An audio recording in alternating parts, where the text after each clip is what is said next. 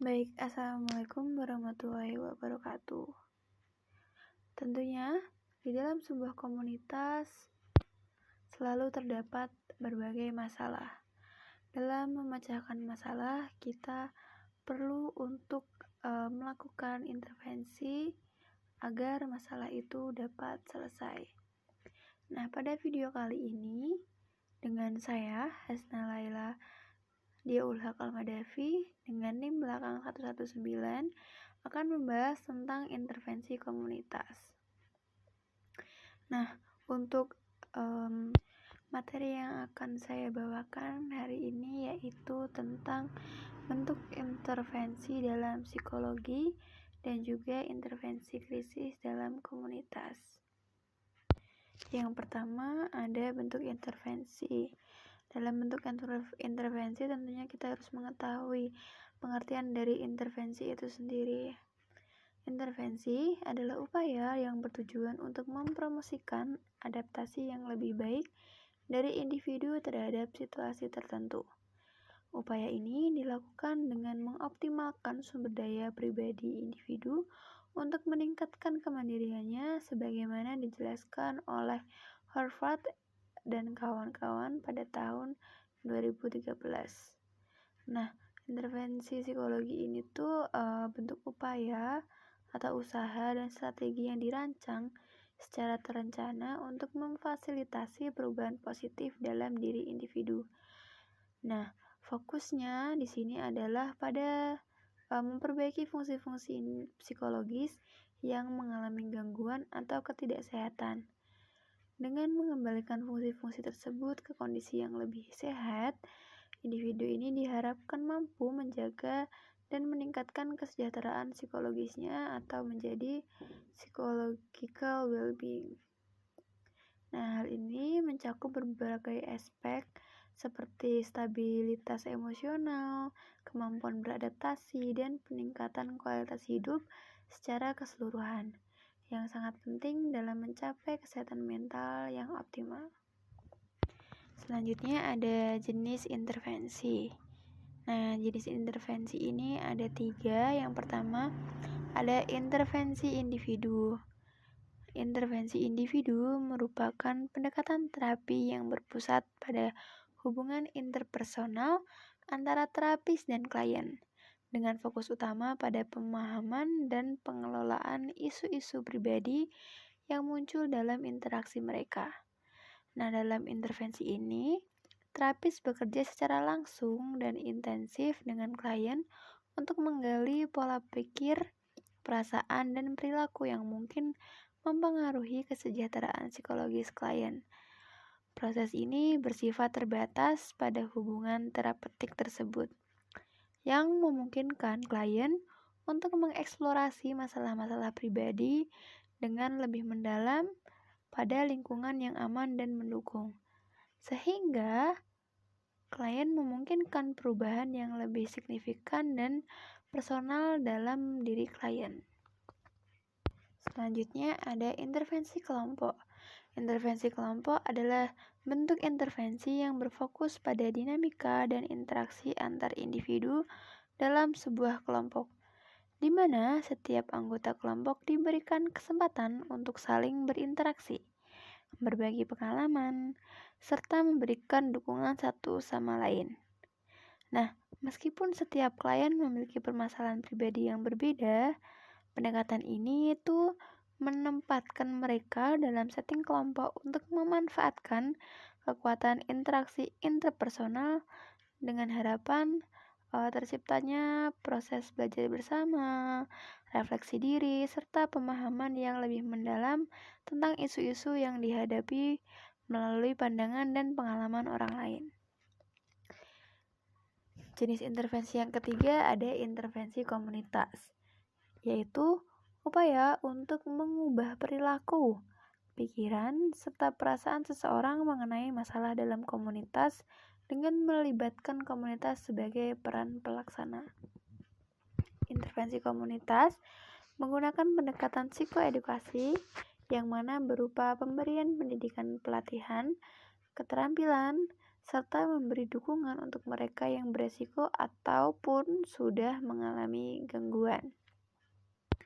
Selanjutnya ada konsep pendekatan. Nah, menurut Slamet dan Markham pada tahun 2003, terdapat dua konsep pendekatan intervensi komunitas. Yang pertama yaitu pencegahan dan yang kedua pemberdayaan. Yang pertama, pencegahan. Menurut Pius Abdillah dan Danu Prasetya pada tahun 2006, berasal dari kata cegah yang berarti upaya untuk menghindari terjadinya sesuatu yang tidak diinginkan. Kata pencegahan sendiri merupakan bentuk kata benda dari cegah yang merujuk pada tindakan penolakan atau penghindaran. Sejalan dengan itu, menurut Noto Sudirjo pada tahun 2005 menjelaskan bahwa pencegahan adalah upaya yang secara sadar dilakukan untuk menghindari gangguan atau kerusakan pada seseorang. Pencegahan ini dapat dibagi menjadi 3 jenis utama berdasarkan tingkatan intervensinya, yaitu ada primer, sekunder, dan tersier. Untuk yang pertama ada primer, yaitu upaya untuk melawan keadaan yang memungkinkan munculnya suatu gangguan. Nah, pada tingkat ini, intervensi dilakukan untuk mengurangi faktor risiko atau memperkuat faktor protektif yang bisa mencegah timbulnya gangguan.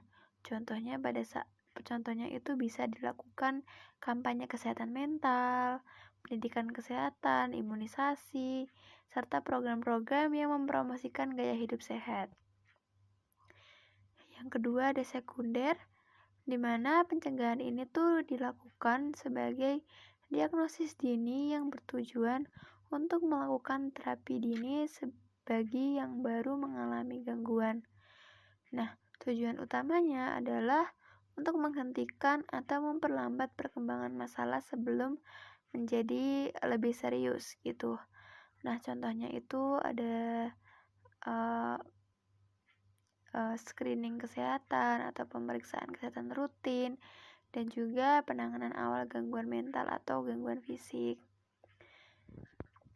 Nah, yang ketiga ada tersier, yaitu suatu upaya rehabilitasi yang diberikan kepada mereka yang memerlukan penyesuaian akibat penyakit atau trauma yang pernah dialaminya. Contoh dari pencegahan tersier ini tuh adalah program pemulihan bagi pecandu narkoba, atau mungkin rehabilitasi pasca stroke, atau layanan dukungan untuk penderita gangguan mental yang kronis. Konsep yang kedua ada pemberdayaan. Menurut Slamet dan Markham pada tahun 2003 mengatakan bahwa terdapat 5 metode intervensi dan pemberdayaan dalam pendekatan psikologi komunitas. Ada yang pertama ada konsultasi sebagai bentuk upaya mengajak seseorang dalam suatu komunitas untuk membahas serta membantu mengatasi masalah terkait kesehatan mental masyarakat. Yang kedua ada community lodge, itu sebuah program untuk layanan masyarakat sebagai tempat penitipan sementara bagi pasien penderita gangguan jiwa menahun. Nah, ini seperti halnya program pengganti rumah sakit. Yang ketiga ada intervensi krisis, yaitu berguna untuk memberi dukungan serta bantuan terhadap orang-orang yang mengalami stres akut dengan mendirikan sebuah pusat layanan yang mana lokasinya dekat dengan penderita. Yang keempat ada intervensi dini, yaitu sebuah program pelaksanaan yang berupa penyuluhan gizi, kesehatan imunisasi, serta upaya kesehatan lainnya yang berguna untuk meningkatkan kesehatan komunitas itu sendiri. Nah, yang kelima ada pengembangan berbagai program. Ini pengembangannya tuh tersebut dapat berupa pelatihan promosi kesehatan mental serta pemberdayaan masyarakat. Jadi pada intinya, pelaksanaan intervensi akan maksimal apabila setiap komunitas saling mendukung. Dalam Prawitasari 2003 disampaikan bahwa intervensi pada tingkat komunitas akan mendukung proses terapeutik bagi individu dan keluarga. Begitupun sebaliknya, intervensi individu dan keluarga akan mendukung keberhasilan proses rekonstruksi komunitas. Pembahasan yang kedua yaitu intervensi krisis. Sebelumnya kita mengetahui dulu pengertian dari krisis itu sendiri, yaitu adalah reaksi berlebihan terhadap situasi yang mengancam saat kemampuan menyelesaikan masalah yang dimiliki klien dan respon copingnya tidak adekuat untuk mempertahankan keseimbangan psikologis.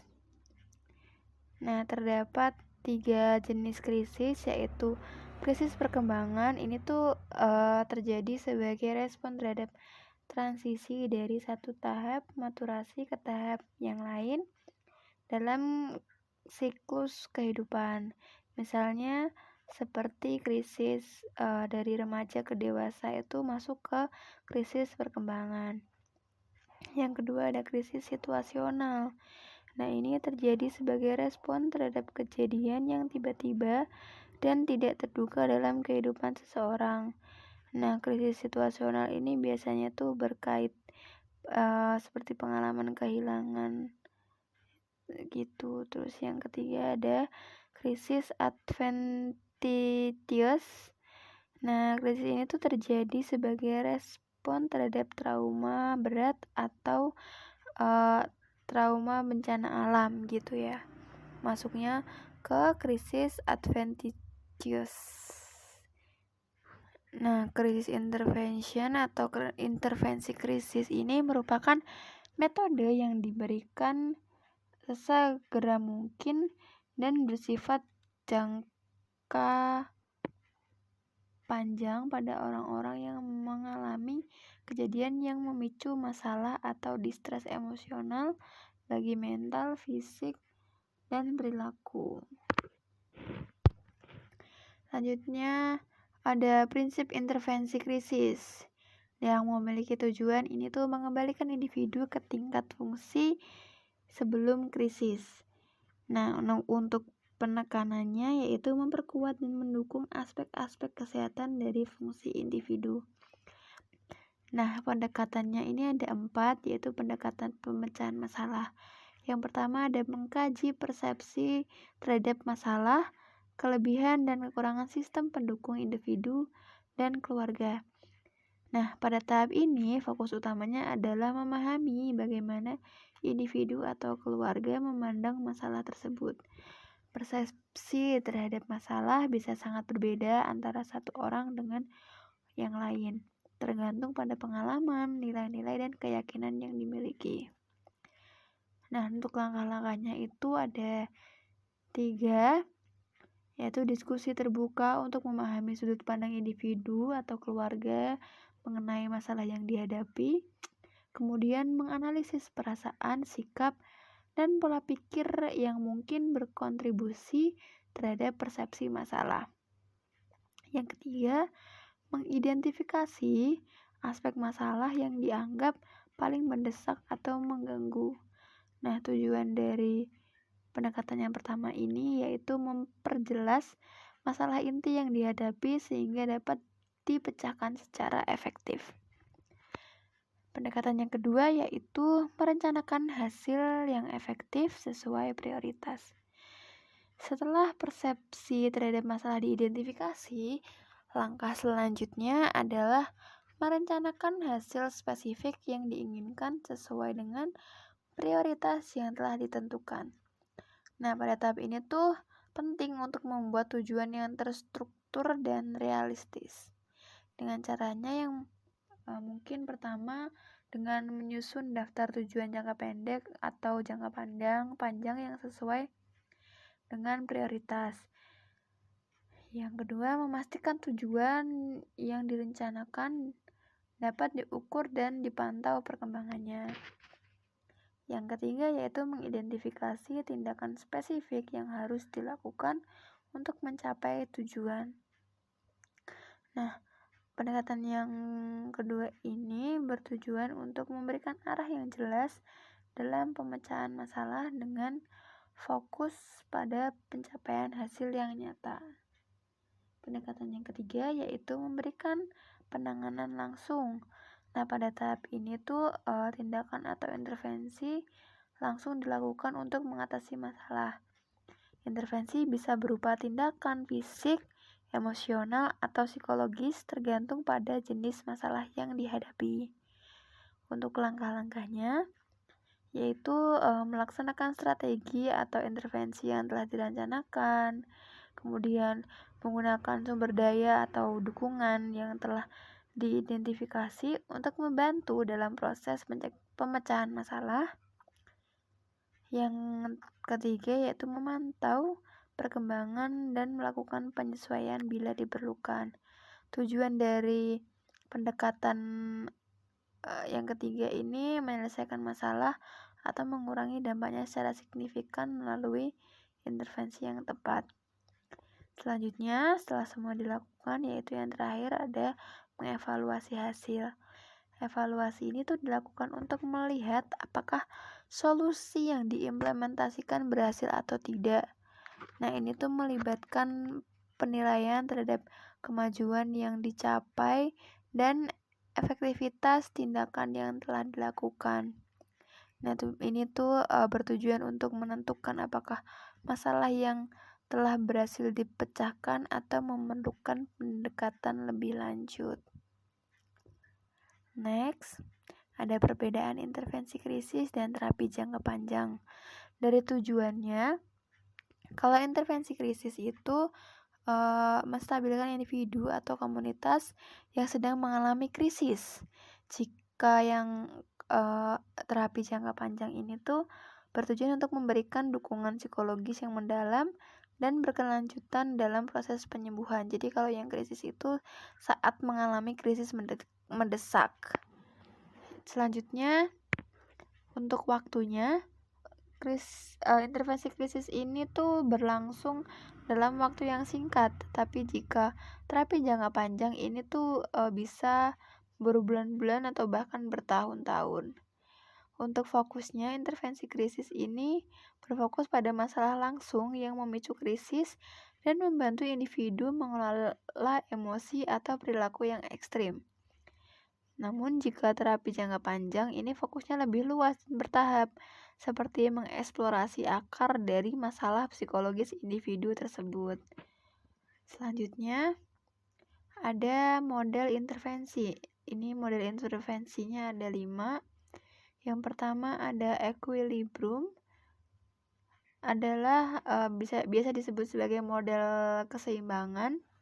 Tujuan utama dari equilibrium ini tuh untuk membantu individu yang berada pada tahap sebelum krisis untuk mengembalikan keseimbangan psikologis mereka. Model ini tuh mengasumsikan bahwa krisis terjadi ketika seseorang kehilangan kemampuan untuk mengatasi situasi secara adaptif, sehingga keseimbangan mental mereka terganggu. Model kedua ada model kognitif. Model ini tuh bertujuan untuk membantu individu dalam mengidentifikasi, memahami, dan mengubah pola pikir serta keyakinan yang tidak adaptif atau negatif terkait dengan krisis yang mereka hadapi. Nah, model ini tuh berdasarkan teori bahwa cara seseorang berpikir sangat mempengaruhi emosinya.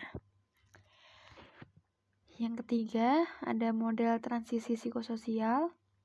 Ini model ini tuh menekankan pada pentingnya memahami faktor internal dan eksternal yang berkontribusi terhadap krisis yang dialami oleh seseorang. Nah, fokus utamanya adalah bekerja sama dengan klien untuk mengeksplorasi tekanan psikososial yang menyebabkan atau memperburuk krisis serta mencari alternatif perilaku yang lebih adaptif.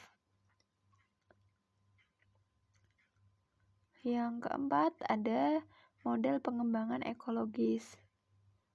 Nah, tujuan utamanya itu menciptakan intervensi yang memperkuat hubungan antara individu dan berbagai lapisan lingkungannya seperti keluarga, sekolah, komunitas. Nah, agar dapat mendukung perkembangan individu yang sehat. Selanjutnya yang terakhir ada model intervensi kontekstual ekologis. Nah, model ini tuh menekankan pada pentingnya memperbaiki atau mengubah konteks sosial, budaya, dan lingkungan fisik yang dapat mempengaruhi kesejahteraan individu maupun komunitas secara keseluruhan. Tujuannya untuk meningkatkan kualitas hidup melalui perubahan struktural dalam lingkungan dan konteks sosial. Sekian materi yang saya bawakan. Terima kasih. Wassalamualaikum warahmatullahi wabarakatuh.